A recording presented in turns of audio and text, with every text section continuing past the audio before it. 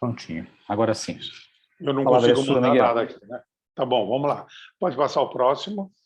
O número você já sabe o que é. Bom, conceituando a CUF, acho que não precisa, mas é a sensação de ruído no ouvido ou na cabeça. Muitas vezes caracterizado como zumbido, alguns dizem chiado, apito, barulho de motor, barulho de farfalhar, de asa de borboleta e por aí vai. Ele pode ser objetivo ou subjetivo. Pode ser fugaz, intermitente ou persistente. Geralmente piora com estresse e com cansaço. Continuo nessa toada ou estou falando redundância? Então, vamos em frente. Próximo. Bom, lembrando que pode passar o próximo. O zumbido é como um iceberg. A gente dá atenção para a ponta, mas o mais importante está submerso, está escondido. Ele tem diversas causas zumbidos. E a explicação disso é que a orelha interna, pela sua fisiologia, pela rede microvascular, por características de suas particularidades metabólicas e bioquímicas, ele funciona como uma janela para a saúde do indivíduo. Então, você, através da avaliação de zumbido e de hipoacusia, você pode fazer diagnóstico de doenças precoces. E o Taka gostava muito disso. Tanto que ele dava excepcional atenção para diabetes, etc. Analisando atentamente os sintomas e sinais, a gente suspeita de diversas patologias. Alterações metabólicas mínimas, eu vou falar alguma coisa, alteração de microcirculação, deficiências nutricionais, isso aí pouca gente fala, mas existe. Intoxicações, pouca gente fala, mas tem muitos. Além dos tumores incipientes e doenças neurológicas degenerativas. Opa, não sou eu que muda, é você que muda.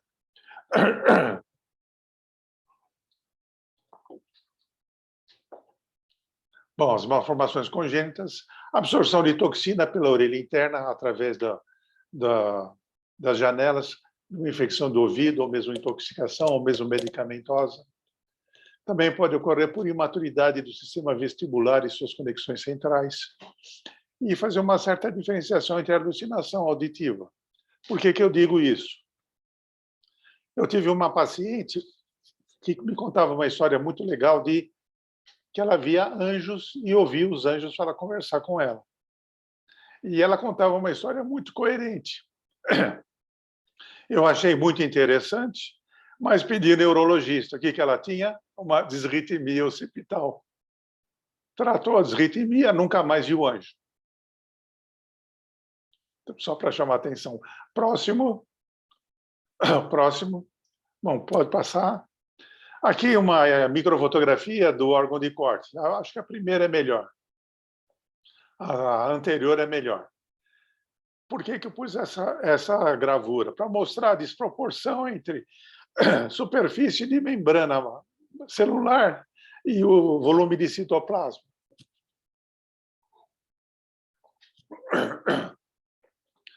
A célula de corte tem uma atividade metabólica muito intensa, ela consome muita energia. Então, ela é muito suscetível a radicais livres, a qualquer tipo de lesão. E pela superfície de membrana muito ampla, ela tem uma carência relativa de enzimas antioxidantes. Tá?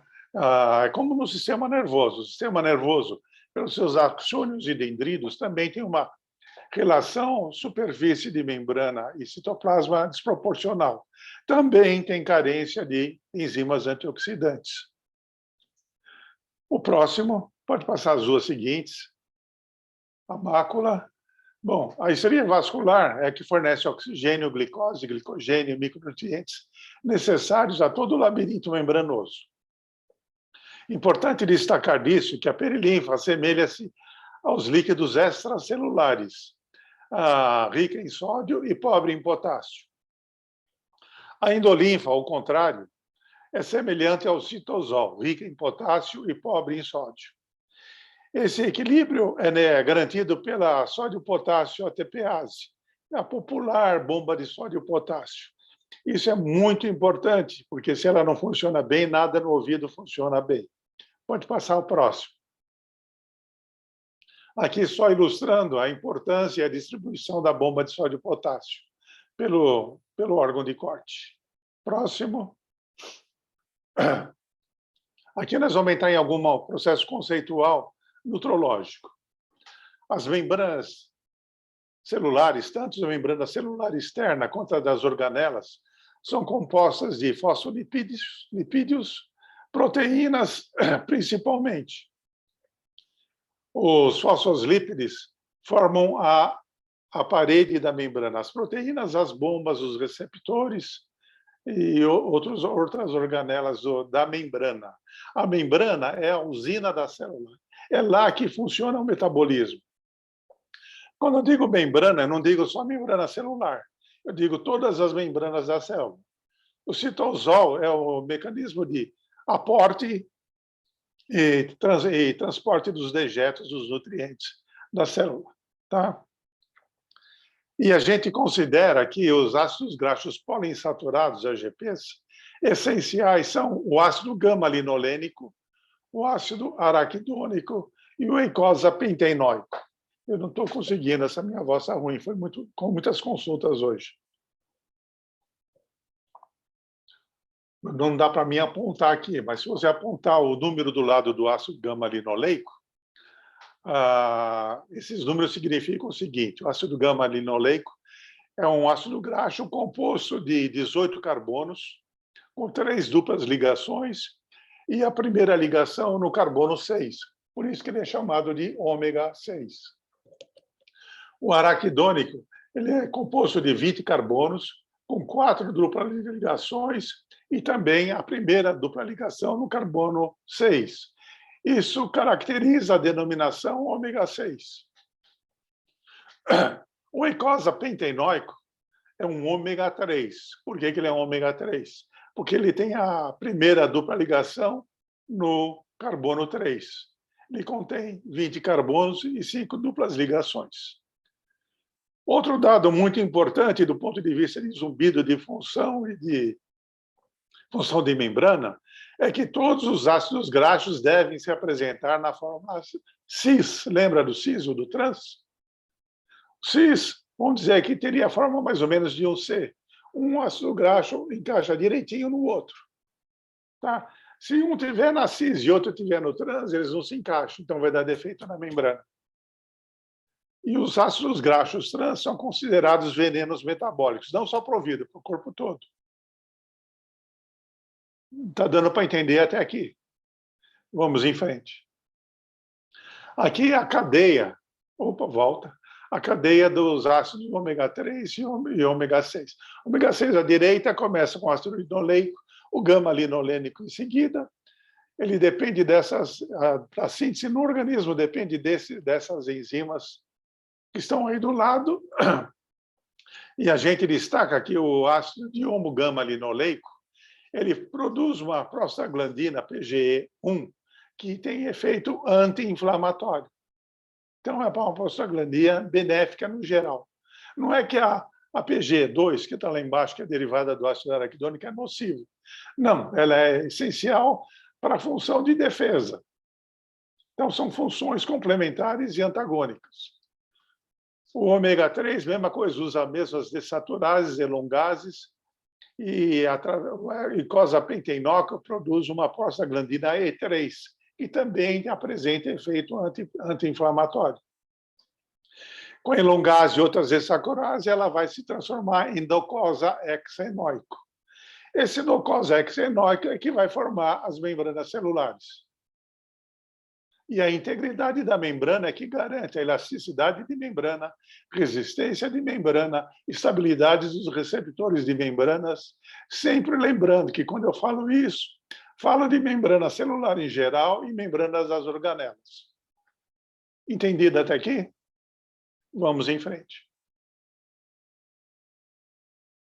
A razão dos ácidos graxos ômega 3 e ômega 6 na alimentação foi dramaticamente alterada com o processo industrial. Com o processamento dos alimentos, a nossa dieta ficou muito mais rica em ômega 6 do que em ômega 3. Inicialmente, ela era rica em ômega 3. Com o processamento, o ômega 3 é saturado e se transforma em ômega 3, em ômega 6. E estima-se que no período pré-histórico, na dieta paleolítica, se ingeria uma proporção de 1:1 do ômega 3 para o ômega 6. Na virada do século XX, essa razão aumentou de 4:1 do ômega 6 em relação ao ômega 3. Então, você já vê aí uma disparidade da alimentação original para a nossa atual. Em paz por enquanto. Vamos em frente.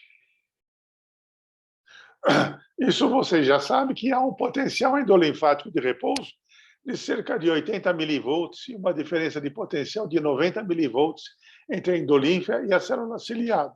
Isso em cobaia, tá? O nervo vestibular apresenta uma atividade elétrica de repouso de cerca de 10 impulsos por segundo. No homem, se presume que sejam pelo menos 100. Tá, não sei, essa informação vocês sabem melhor que eu. Vamos em frente. Quando os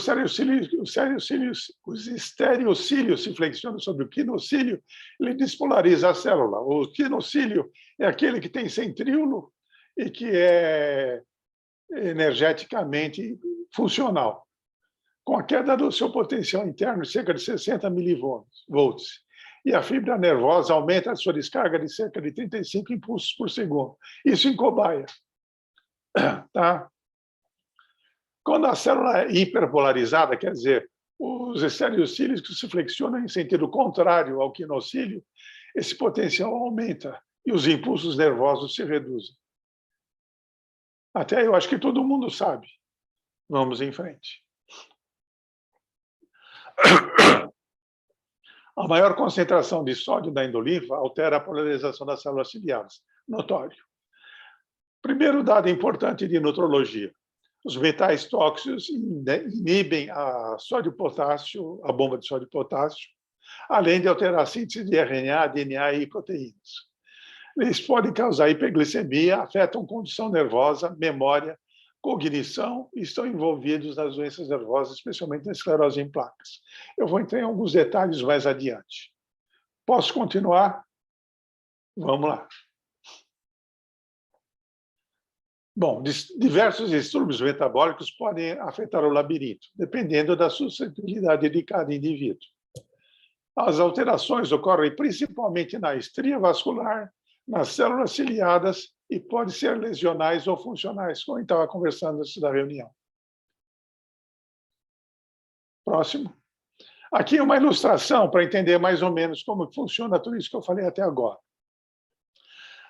Na ponta esquerda, você vê uma membrana celular íntegra, com os fosfolipídios, com a ponta hidrofílica para o lado de fora e a ponta lipofílica para o lado de dentro.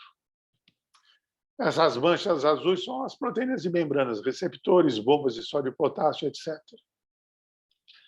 Esse triângulozinho representa radical livre. Por que representei como radical livre? Porque qualquer doença que você tem, qualquer alteração, seja metabólica, seja infecciosa, ela vai produzir radical livre. E o radical livre que vai lesar a membrana. Então, você vê que no centro da piscina, da figura, a membrana está completamente desorganizada. Além disso, eles agridem também a proteína de membrana, essa proteína que está rachada. A membrana alterada, ela vai ser permeável, ela perde a elasticidade e a rigidez. Então, vocês verem aqui substâncias penetrando e saindo da célula sem atenção. Esse sinal de mais e menos é a propriedade de condução da membrana, de troca de informações da membrana. Se a membrana não é saudável, ou se ela é agredida, ela altera também essa transmissão de informações. Eu acho que deu para entender bem, não deu? Vamos em frente. As causas mais comuns dessas alterações, no caso do zumbido, é obesidade, hiperinsulinismo, distúrbios digestivos, alergias digestivas, deficiências de dissecaridades, má absorção intestinal muito mais comum do que a gente imagina. Aí entra novamente diabetes, dislipidemias, hipo e hipertiroidismo. O hipotiroidismo muito mais lesivo do que o hiper. E as alterações dos hormônios em geral. Alguma pergunta por enquanto? Vamos em frente. É importante ressaltar as deficiências e insuficiências nutricionais, especialmente relacionadas com esses metais e vitaminas. Elas afetam a saúde da célula ciliada de sustentação, as células ciliares, as células de sustentação, a estria vascular e os neurônios, afeta tudo. Só para dar uma pincelada geral. O cobre e o zinco são indispensáveis para a enzima superóxido dismutase, um potente antirradical livre. Essa superóxido de zinco dismutase, ela, independente do zinco e do cobre, elas ficam principalmente no citosol, no citoplasma da célula. Existe uma outra superóxido dismutase que é dependente do manganês. Essa manganês ela fica na mitocôndria, ela está mais próxima da membrana da mitocôndria. Porque como a mitocôndria faz ATP, ela perde muito elétron. E esse elétron, se escapar da mitocôndria, vai lesar a célula. Então, existe essa superóxido dismutase na mitocôndria para segurar essas lesões. Deu para entender? Isso. Bom, o molibdênio está aí por quê? Porque o molibdênio dança junto com o cobre e com o zinco. Habitualmente, você pega a carência de cobre, mas se o molibdênio estiver alto, a carência é acentuada. Os sintomas da carência são muito mais acentuados.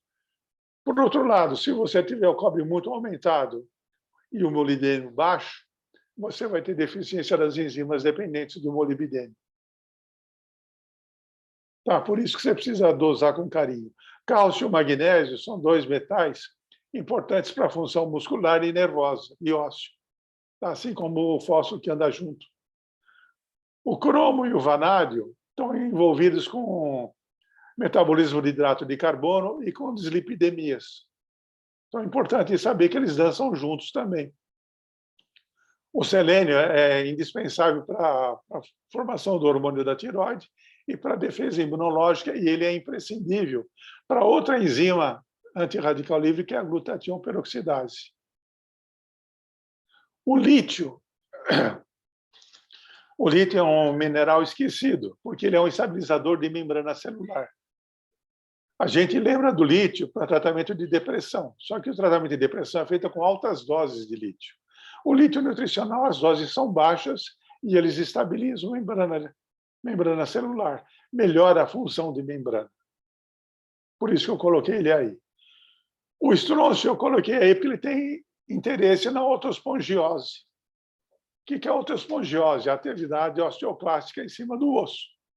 O estrôncio, como o flúor, torna o osso mais insolúvel, mais resistente à hidrólise pelos osteoclastos. Então é importante saber disso também.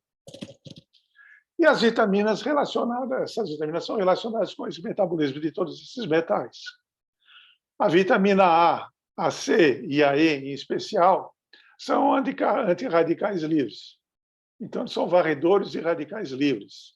Depois eu vou falar a relação delas um pouquinho melhor. Então, são importantes por causa disso também. A vitamina B1, B3, B6, B9, B12 são muito importantes para a função cardiovascular e nervosa. E isso tem muito a ver com a vida interna. Tem a microcirculação terminal, muito delicada, e depende muito de função nervosa. A biotina tem um efeito também na vasculatura vascular. Pode ser usada, dependendo da dose, até como tratamento hipertensivo. Se tiver alguma pergunta, pergunte. Eu acho que o mais importante eu falei.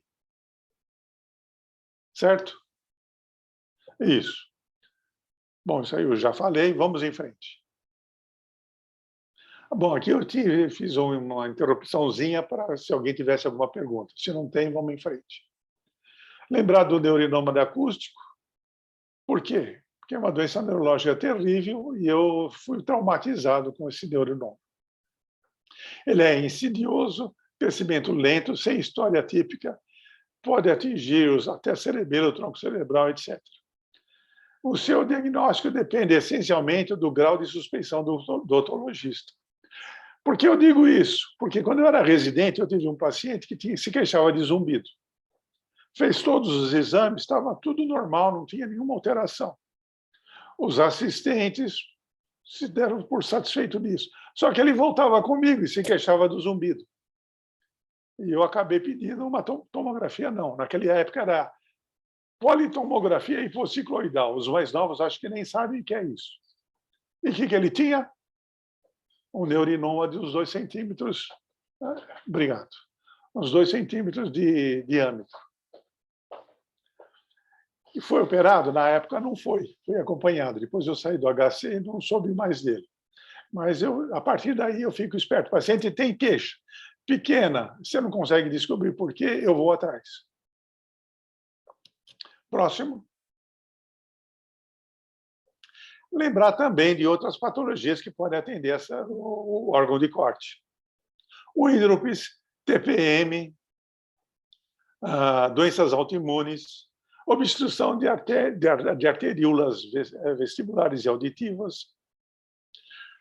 A circulação terminal do ouvido interno ela é capilar, ela é mínima. As hemácias passam em fila indiana. Tá? Então, se tiver uma aglomeração qualquer, se tiver uma alteração hemorreológica, que há empilhamento de hemácias, agrupamento de hemácias, elas podem obstruir essa circulação. E causa microlesões no órgão de corte, pode ser importante ou não. Tá? Pode ocasionar também até hemorragia linfática, tá? No órgão de corte. Lembrar também da drop síndrome, que é a insuficiência vertebro-basilar aguda. O síndrome do Whiplash, que é uma mais característica que a gente conhece, lembrando das afecções vasculares sobre o ouvido interno. Próximo. Síndrome de Barré-Liu, a compressão da artéria vertebral por patologia cervical. Isquemia da falseta lateral do bulbo, ramo da cerebral arméia, a associação ao comprometimento dos nervos dos pares cranianos, especialmente quinto, nono e décimo, dando anestesias contralaterais, sintomas cerebrais, ipsilaterais, síndrome de Claude Bernard, que é do parasimpático parasimpático. Esses aqui são mais exuberantes e, de modo geral, não passa desapercebido. Próximo. Lembrar de vestibulopatia loética, malformações congênitas novamente, tumores, colesteatoma, crâniofaringioma, meduloma, astrocipoma, impedimoma, etc. Próximo. Bom, exames subsidiários. O exame otorrinolatório clínico e armado deve ser realizado por especialista competente e pode esclarecer as dúvidas mais frequentes e deve ser sempre solicitado. Próximo. Quais os exames que habitualmente pede para zumbido, hipoacusia zumbido? Alguém quer falar alguma coisa? Bom, você pode começar pelo hemograma, pela glicemia, curva glicêmica, hormônios tiroidianos, dislipidemias, etc. Você pode chegar a raio-x, tomografia, PET scan, você pode sofisticar o quanto for necessário. Agora eu vou falar alguma ao próximo, então não adianta eu clicar aqui. Próximo. A abordagem nutrológica. Os exames que a gente pede do ponto de vista nutrológico são as dosagens dos minerais e vitaminas. Dosagem de vitamina é mais ou menos comum, não tem muito segredo. Dosagem de mineral, aí já é mais complicado. Eu li alguns trabalhos sobre zumbido e zinco, mas as dosagens são séricas. Para os metais serem alterados no sangue, no plasma, a alteração precisa ser muito grande. Precisa ser muito grande, porque o sangue mantém o transporte desses nutrientes por todo o corpo, para todos os tecidos. Eu comparei com um paciente recentemente com o malote do banco.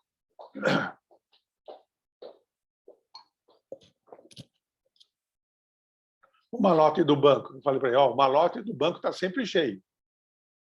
Se o malote está vazio, não está carregado, tem alguma coisa errada, ou com o banco ou com o cliente. O sangue é a mesma coisa. Esses nutrientes ficam sempre estáveis. Para o zinco cair, a alteração tem que estar muito grave.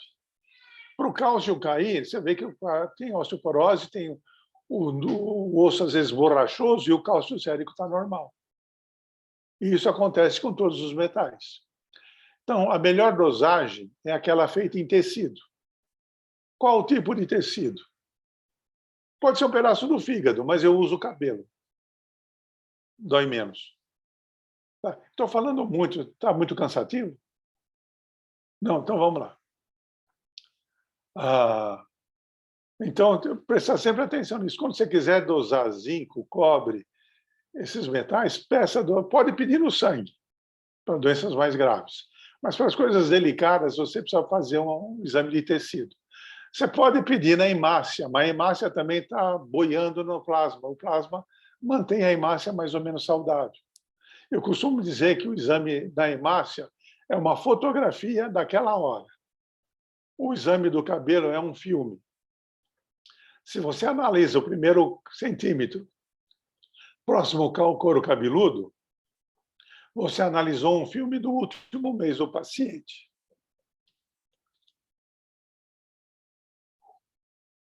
Se você avaliar os 3 primeiros centímetros, você vai avaliar um filme de 3 meses de vida daquele paciente.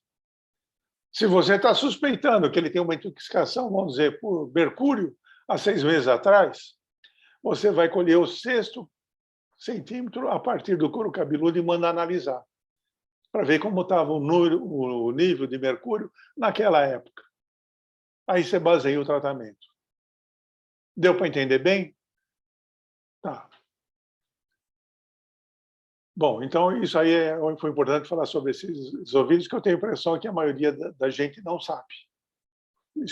Suponho. Concomitantemente ao tratamento etiológico específico, a abordagem biomolecular utiliza a resposta terapêutica. Por quê?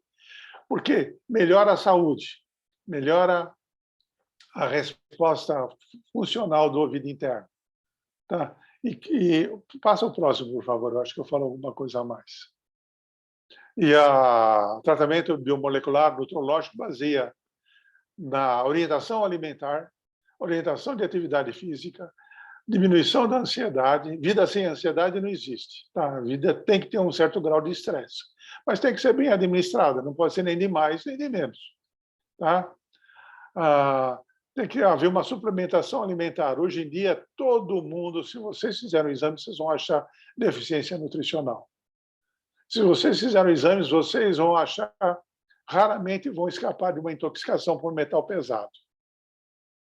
A gente come chumbo, não tem como não comer chumbo no dia de hoje. Então, a gente tem intoxicação alimentar. O chumbo bloqueia a bomba de sódio e potássio, atrapalha a função do órgão de corte, atrapalha a função nervosa, causa dificuldade de aprendizado em crianças e adultos também. E problema de memória, inclusive, no Alzheimer. Tá? Então, através da ortomolecular, a gente corrige esses bloqueios enzimáticos. O que eu chamo de bloqueio enzimático? Com a idade, as enzimas vão perdendo a função. Tá? Vão surgindo enzimas defeituosas. Por exemplo, a síndrome de Down, alteração no cromossoma 21. O cromossoma 21 é responsável pela síntese da superóxido dismutase. A superóxido dismutase na síndrome de Down é defeituosa. Por isso, o doente de Down envelhece mais rapidamente do que os outros doentes. Deu para entender a analogia? Tá. Então, a gente compensa essas deficiências e com uma adequada orientação nutricional, como eu falei, e suplementação. Existem pacientes que têm resistência, como, por exemplo, vitamina D é o que está na moda. Vitamina D está na moda. Todo mundo está dando dose alta de vitamina e muita gente tem medo de alta dose de vitamina D. Né? Mas tem gente que tem resistência à vitamina D. Você dá vitamina D, ele não responde ao tratamento. Então, você tem que aumentar a dose. Você aumenta a dose até quando? Você precisa controlar. Habitualmente, você controla a dose de vitamina D. Eu tento aumentar até mais ou menos em torno de 100. Então, em torno de 100, de modo geral, a maioria dos pacientes estão bem. Mas tem uma doença crônica, uma esclerose em placa. Uma esclerose lateral amiotrófica, você precisa da dose maior. Doses maiores você tem que controlar, porque você pode diminuir PTH. Se você diminuir muito o PTH, você vai paralisar o turnover ósseo. Então, regra, você pode aumentar a vitamina D o quanto você quiser, mas o PTH não pode cair a zero. Esse é uma dica muito importante. Eu peço cálcio, fósforo, magnésio, não tanto por mim, mas pelos médicos que tratam os pacientes junto comigo, que eles têm medo que vai ter calcinose. Então, eu já peço os exames para eles verem que está tudo em ordem. Bom, acho que podemos passar para o próximo. Falar um pouquinho sobre ertos e ertons. Ertos são espécies reativas tóxicas do oxigênio. São os radicais livres mais famosos, são o superóxido de dismutase, a hidroxila e o peróxido de hidrogênio.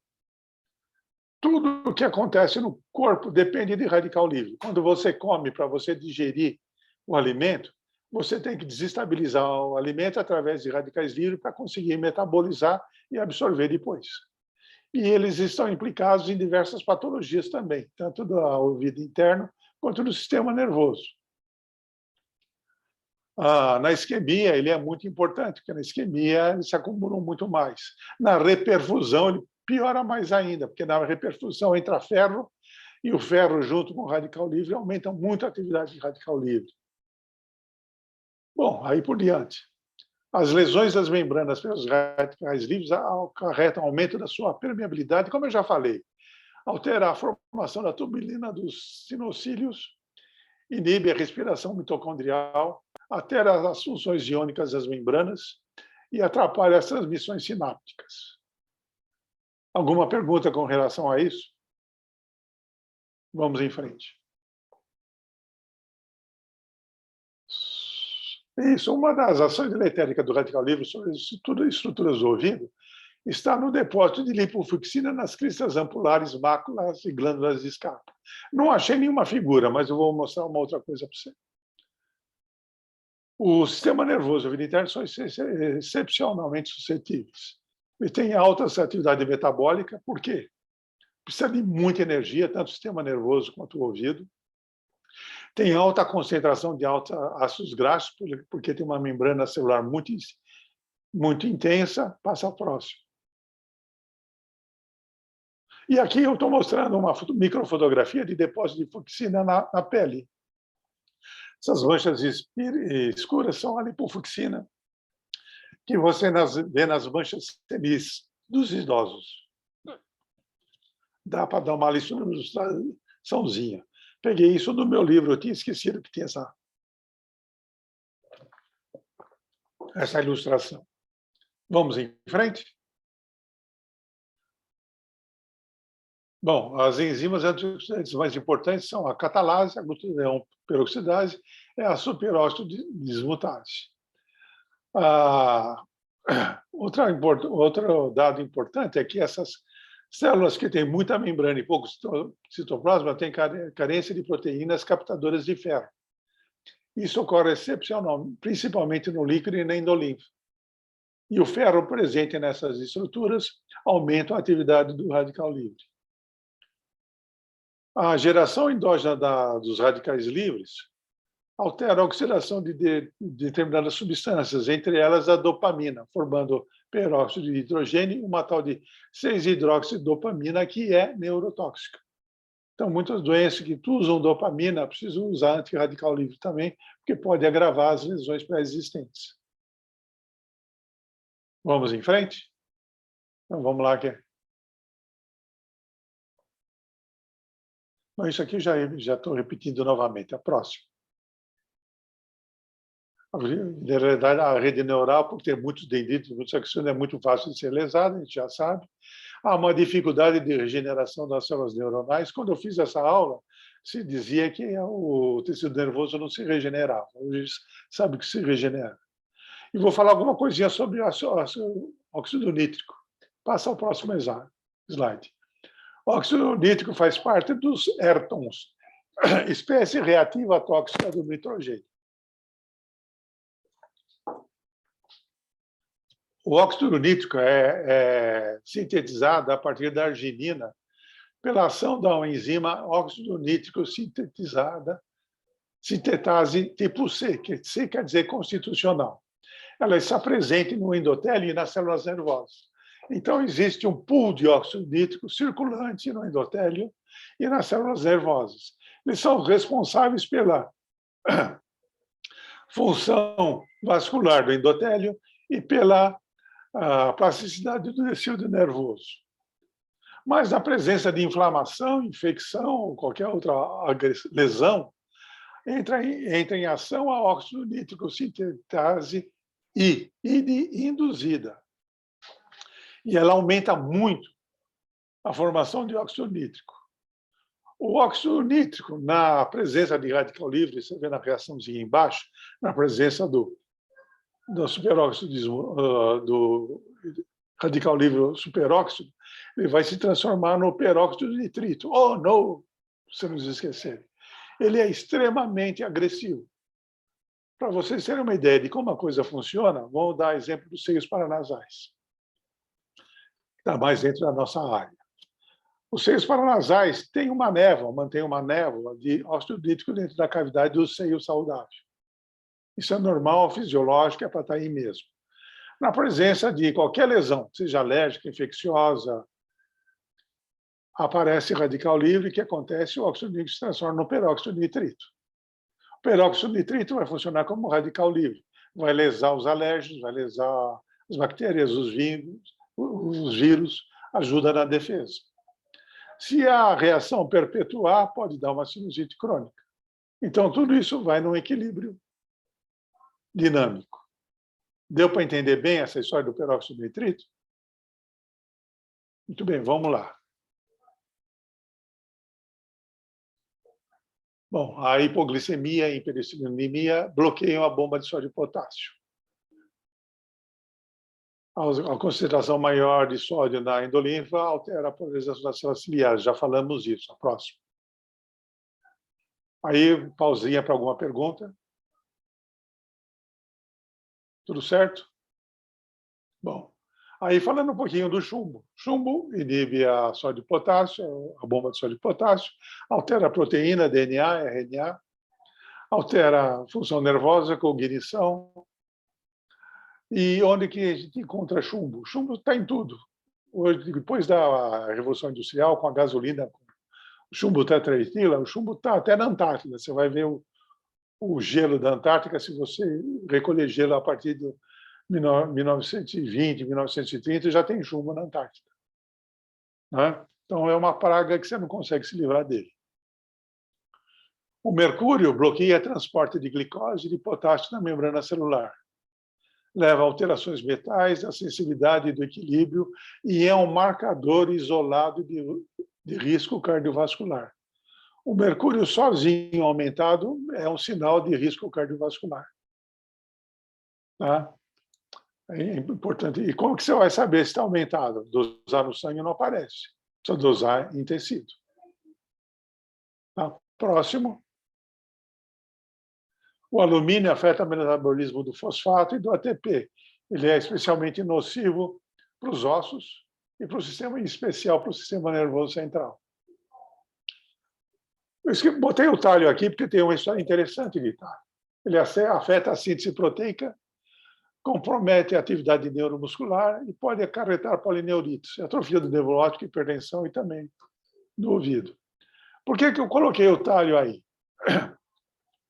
Eu tive uma paciente com intoxicação por talho.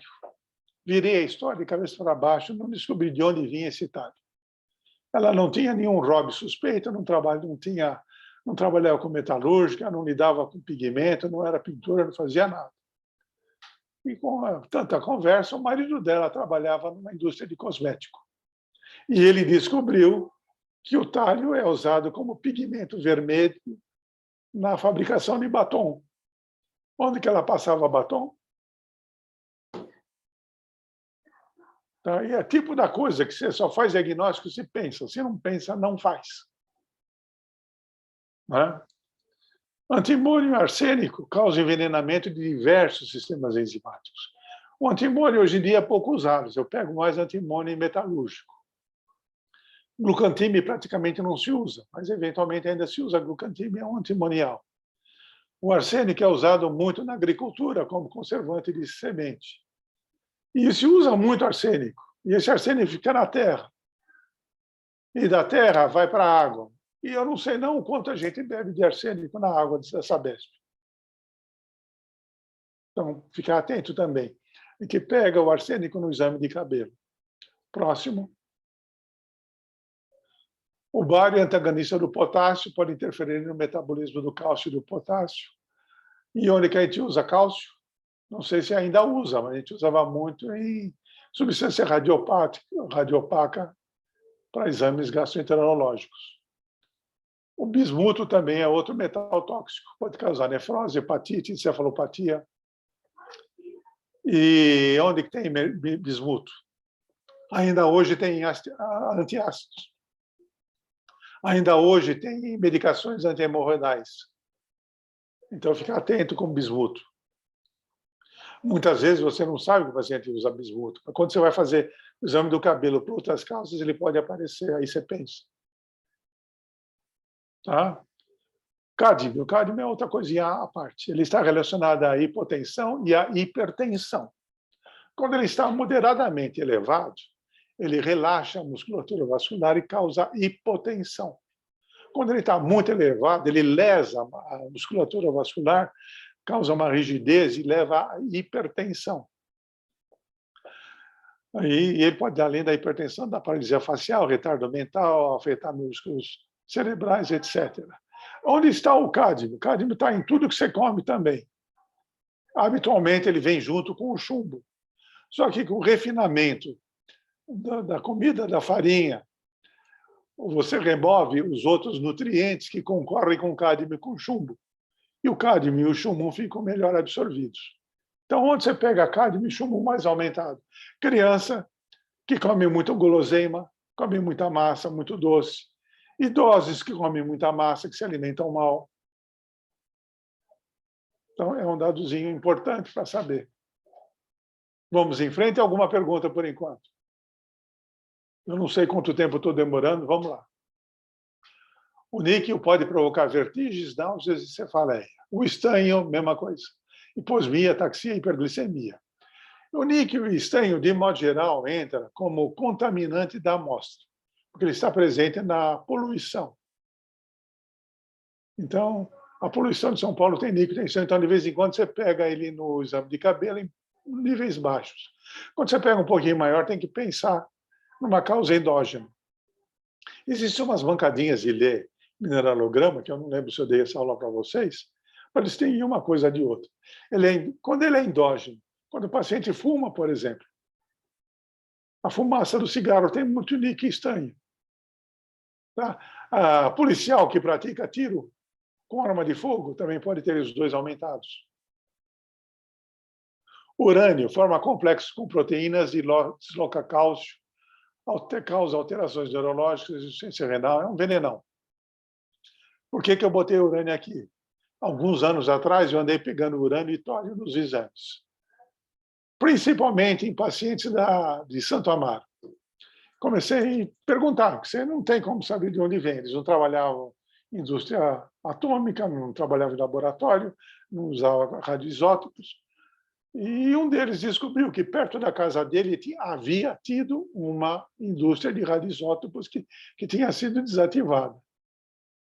Então, provavelmente, a fonte de urânio que ele tinha no corpo era por causa desse depósito de urânio, que deve ter ficado no terreno por lá. Fica no terreno, o vento, o pó levanta e acaba contaminando. Próximo.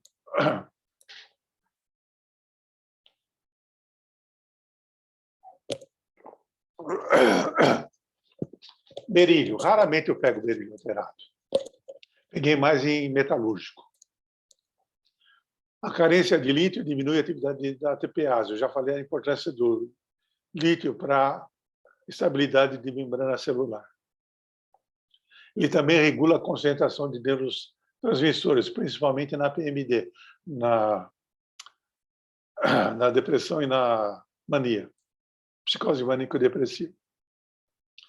Do mesmo modo, o vanádio regula a ATPase, a MAO, a coenzima A. Curiosidade do vanádio. O vanádio é um elemento nutricional, dificilmente causa intoxicação, mas ele pode causar intoxicação na farmacêutica, porque se ela inala o vanádio, ele é muito absorvido pela árvore brônquica. Então, o farmacêutico precisa tomar cuidado. Tem farmacêutico no grupo, não tem? Isso. Tá, vamos em frente.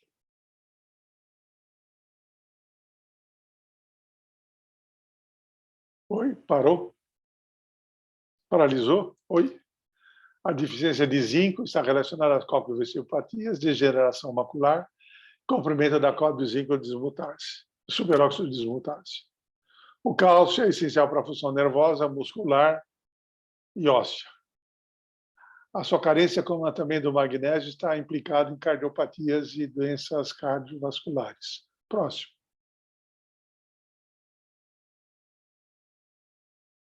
Tanto a carência quanto o excesso de manganês estão envolvidos em distúrbios neurológicos e psicológicos. Hipercolesterolemia, infarto de miocárdio e diabetes. Um fato interessante do manganês é o seguinte: habitualmente você pega a carência de manganês e começa a suplementar. Quando você começa a suplementar, o paciente vem te contar: ô, doutor, que legal, eu não sonhava, agora estou dormindo bem, estou sonhando. Ô, doutor, eu sonhava preto e branco, agora estou sonhando colorido. Então, os dadozinhos, eu acho interessante, por isso que eu falo. Como já falei da sua relação com diabetes e dislipidemia. Cobalto envolvido na demência psicótica, parestesias, neuropatias, etc. Próximo. Como eu estou de tempo? Tem tempo?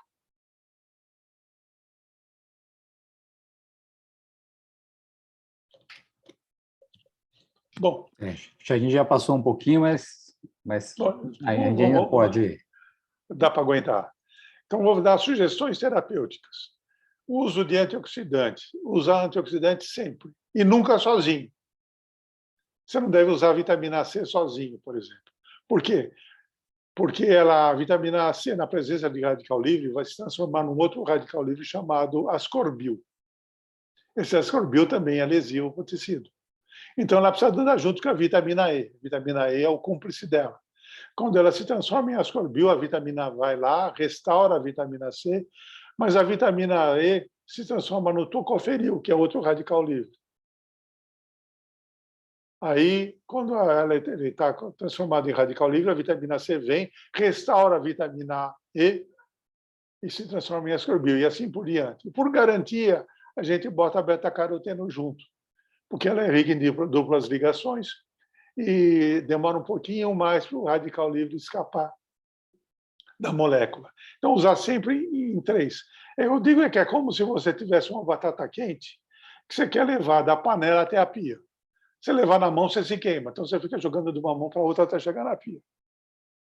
O radical livre, o antioxidante é isso. Joga um para o outro até ser excretado pela urina, pelas fezes, pela pele e pela respiração.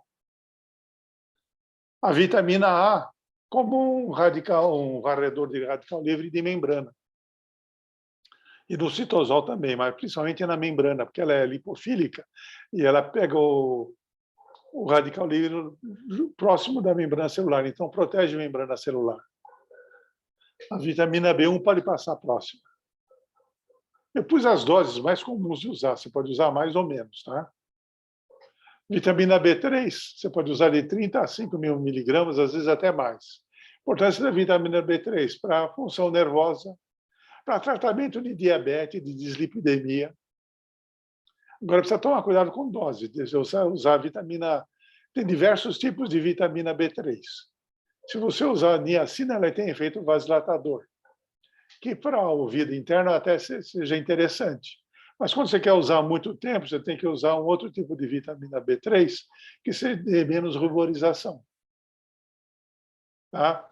Vitamina B5, o ácido pantotênico, também ajuda a tratar dislipidemia. Vitamina B6 trata neuropatias e é sedativo labiríntico, que pode ajudar a sedar o zumbido. Isso aí eu acho que todo mundo sabe.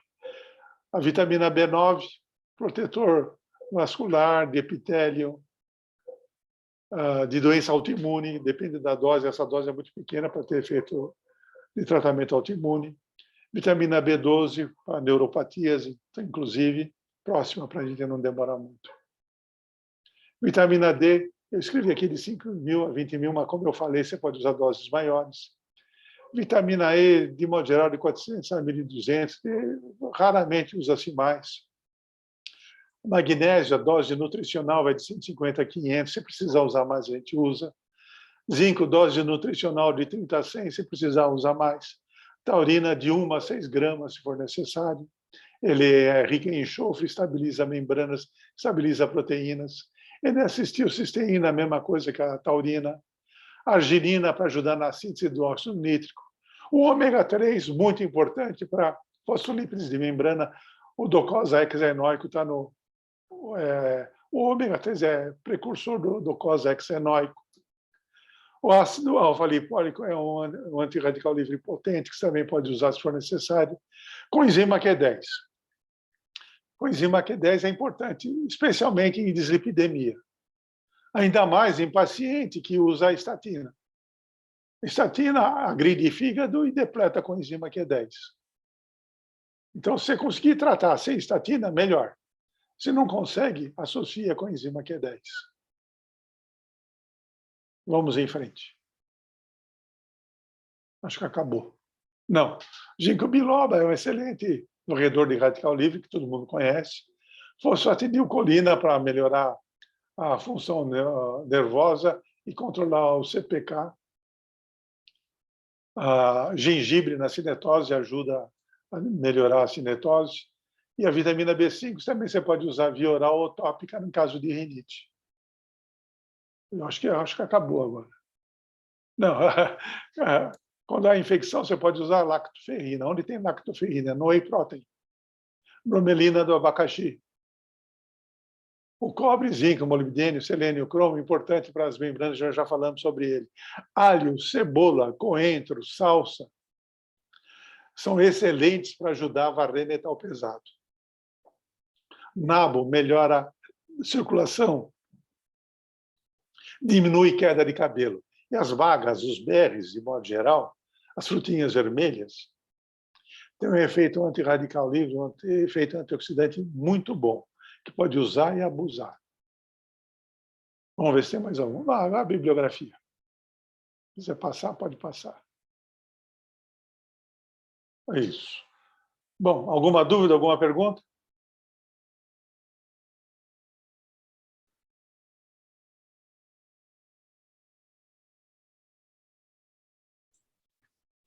Obrigado, Miguel. Espera aí que eu estou com uma certa dificuldade aqui, porque o mouse sumiu. Pronto. Agora sim. Gente, alguém tem perguntas para o Miguel? Eu tenho um monte aqui, hein? Vamos lá. Se eu puder responder, eu respondo. Miguel, a gente sempre pediu zinco, quer dizer, a gente sempre pediu um modo de dizer, porque o zinco eu acho que é um elemento overrated, né? Todo mundo dá muita importância para o zinco. Ele participa de, eu acho, mais de 300 cadeias metabólicas. Então, ele é muito importante. E eu fiquei surpreso com essa história do cabelo. E você pede isso de rotina? Os laboratórios de São Paulo fazem isso? Não, tem na realidade, se você pedir para o Fleury, ele manda fazer fora. Tá? Tem um laboratório de absorção atômica em Campinas, que faz esse tipo de exame para médico, para veterinário, para agricultura e para metalúrgica. E é de extrema confiança, ele tem reputação internacional. Eu peço para ele fazer para mim. Tá, mas é uma coisa que deve ser cara, né? Ou os convênios, eles cobrem esse tipo de exame? Não, não cobre. Não cobrem, né? Não cobre. Eu cobro R$2.000 para ler o exame. Porque dá trabalho. Depende do paciente, você tem que fazer muita conta. Como eu falei, quando você analisa o zinco, tem que analisar o cobre junto. Tem que analisar o molibdênio. Se o zinco está muito baixo, você tem que dar muito zinco. Se dá muito zinco, você precisa ver como está o cobre, senão você desbalanceia o cobre. E o molibdênio. Então, depende do paciente e da patologia, você perde uma manhã inteira em cima do exame. Tanto que eu não leio esse exame no consultório, eu leio em casa. Uhum. A mesma coisa, cálcio, magnésio. Se você quiser, uma próxima reunião, eu tenho uma aula de interpretação de mineralograma. Tá? É bem complexo, né? Não é simplesmente você dosar ali e ver se está alto ou está baixo, né? Não, Tudo bem, não é. se ele estiver baixo, ele certamente estará baixo ali no ouvido, né? Na orelha Não interna. necessariamente. Por exemplo, o zinco tem uma particularidade. Se ele estiver muito alto no mineralograma, ele pode ser uma má distribuição de zinco. Não significa que ele está alto, significa que ele está fora da célula. Estando fora da célula, o cabelo pega. Tá. Não existe manca. É como hemograma. Hemograma, a gente diz que hemograma faz diagnóstico de anemia e o resto é suspeição. Se tem uma leucocitose, você suspeita de infecção. Se tem linfocitose, você suspeita de uma virose. Eosinofilia, suspeita de alergia para parasitose. Então, você pode fazer uma suspeição. Você suspeita, vai investigar. Exame do cabelo é a mesma coisa. Você deteta, vai investigar o que está causando aquilo. Agora, se está no cabelo é porque tem. Se não está, pode ser mala absorção, pode ser má alimentação, pode ser que não tenha no alimento. E isso tudo é passível de análise. Tá. E quais são os principais sintomas de quem tem deficiência de zinco? Tem essa história da unha mesmo, da unha fraca, do cabelo cair? Mas não é só isso. O manganês também pode dar unha fraca. Uhum. Unha quebradiça. Né? Mas, então, os sintomas são muito inespecíficos. Você tem que dosar. Perfeito. A partir da dosagem, você vai buscar a causa. Chumbo, você não tem como diagnosticar intoxicação por chumbo se não for pelo exame de tecido. Você pode fazer uma quelação inespecífica, sem saber o que o paciente tem, recolhe urina de 24 horas e vê se aparece chumbo. Uhum. Se aparecer chumbo, é porque ele tinha chumbo no corpo. Tá, mas é um exame chato, o paciente não gosta, tem que guardar a urina na geladeira. Então, o paciente não gosta. E o exame de cabelo não é tão caro, não. Ou é caro para a gente que lê. Tá, o exame, não sei quanto está custando agora o exame. Uhum. Talvez uns R$500. O segredo é interpretar.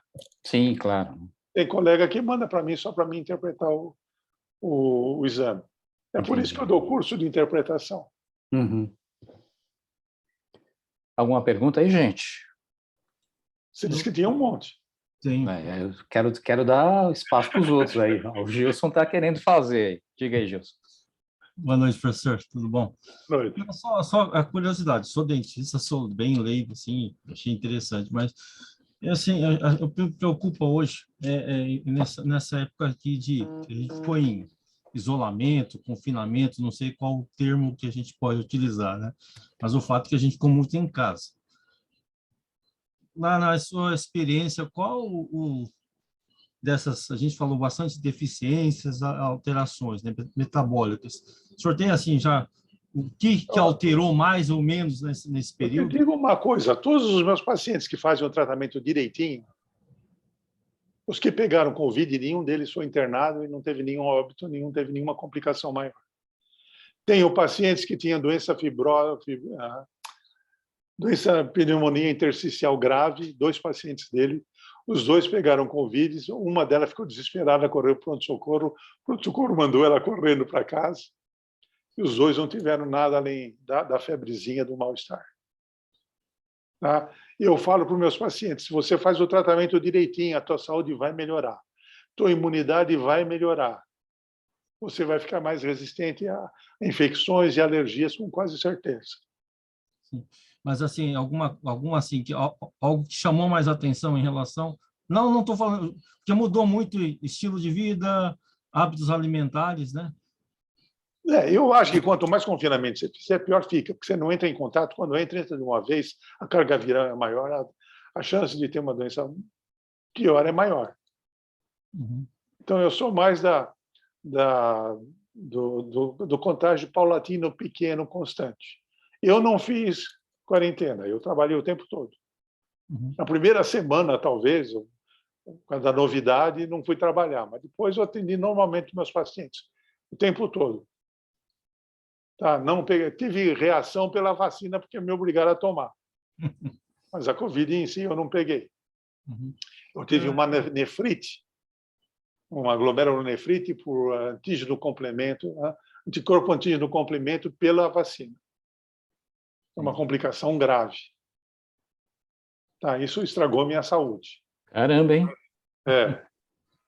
Mas com meus pacientes não tenho tido problema, não. Nenhum deles foi internado.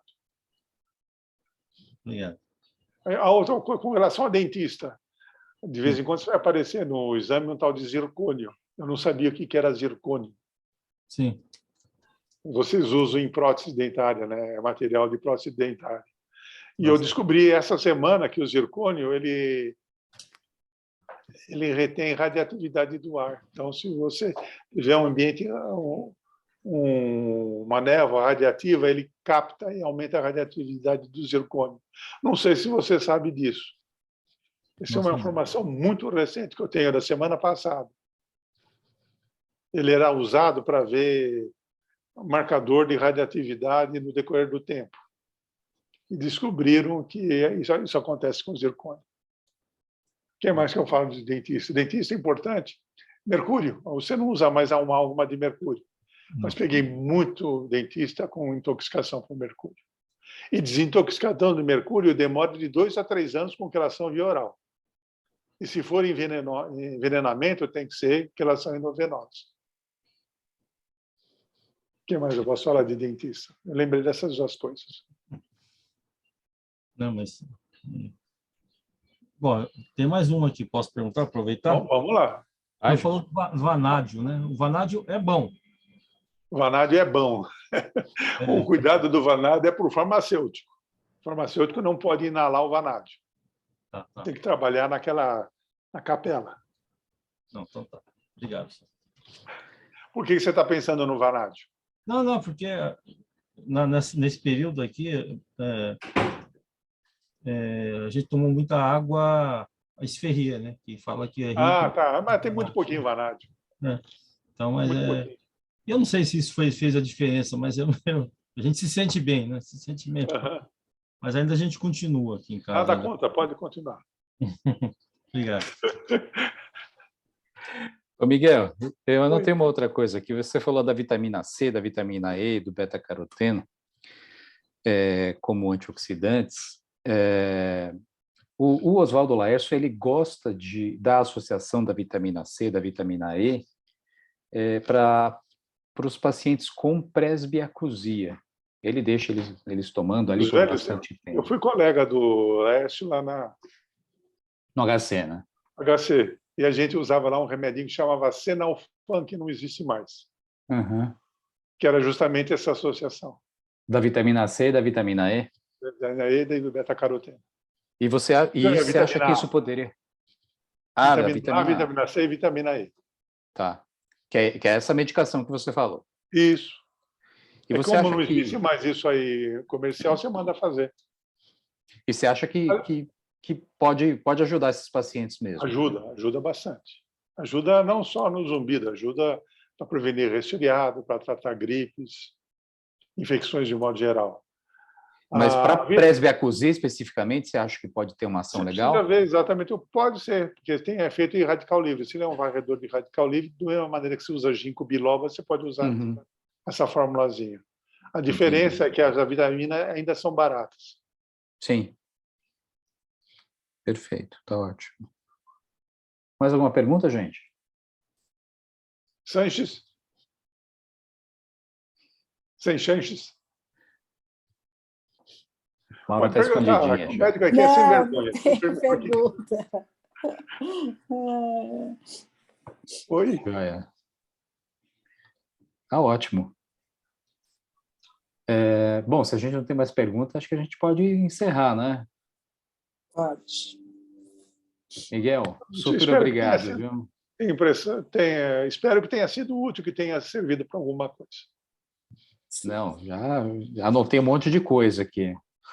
Você pode perguntar por e-mail, eu respondo. Legal, perfeito. Tá ótimo. Tá bom? Gostaram? Bom, Perfeito. Então tá Muito bom. legal, Pelo menos Miguel. Pelo menos um chacoalhou a Complexo também, né? Complexo também. cabeça. Complexo. E é muita coisa para falar muito rapidamente. E eu fiz questão de repetir algumas coisas para fixar. Não, legal, tá ótimo. Foi Tá, mas perfeito. você Acho que gravou, dá já deu para... para... Sim, claro. Depois a gente passa Minha de voz novo. atrapalhou um pouco. Mas depois eu passo o link para você e a gente disponibiliza para todo mundo então também. Ok. Tá bom? Obrigado pela confiança. Imagina, foi ótimo. Super obrigado. Aí deu para acender algumas coisas e quem sabe a gente monta algum protocolo. Eu sou suspeito, mas eu gosto muito. Ótimo. Obrigado, viu, Miguel? Obrigado, Muito gente. obrigada. Deus Muito abençoe. obrigada, Tudo de bom para você. obrigado. Até lá. Boa noite a Boa todos. noite, gente. Boa Obrigado, noite. até mais.